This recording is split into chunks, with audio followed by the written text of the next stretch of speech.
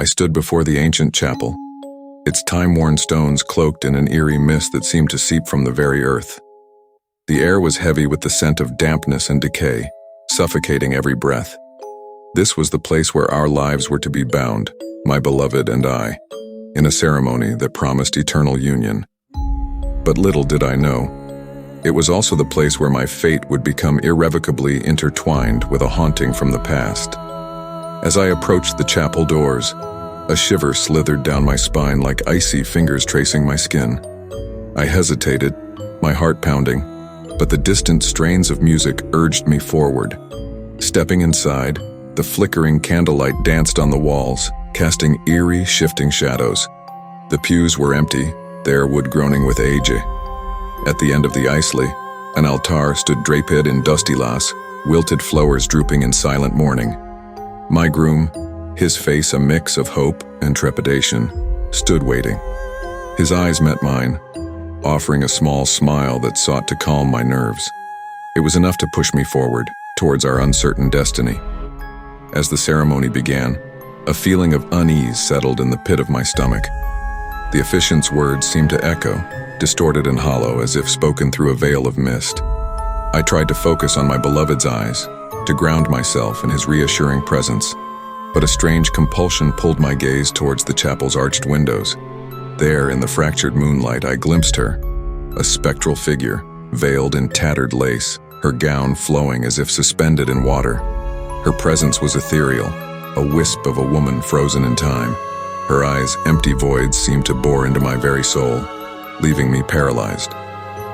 The officiant's voice grew distant, like a fading echo in a vast cavern, as the ghostly bride drifted closer, her steps soundless. Panic clawed at my throat, but I could not tear my gaze from her.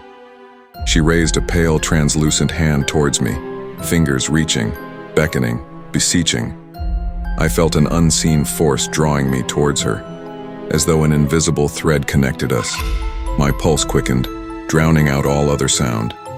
A strange compulsion, a twisted dance of fate, urged me to meet her halfway. My feet moved of their own accord, carrying me towards the apparition.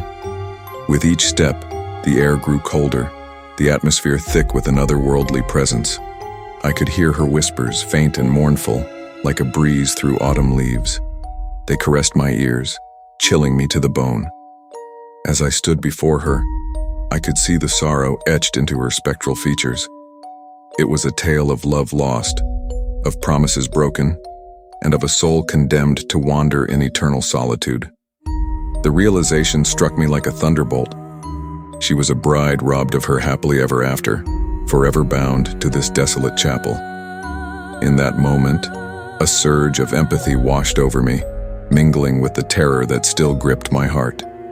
I extended a trembling hand towards her, fingers brushing the frayed lace of her veil. She gazed into my eyes, a flicker of something akin to gratitude passing through her hollow gaze. The chapel seemed to sigh, as if releasing a pent-up breath. The air warmed slightly, the oppressive presence lifting. It was as though the ghost bride's purpose had found a glimmer of resolution through our fleeting connection. A sudden clarity washed over me, and I knew what had to be done. With a final, mournful glance, the ghost bride retreated, fading back into the shadows. I turned away, my steps sure and purposeful, and rejoined my waiting groom at the altar.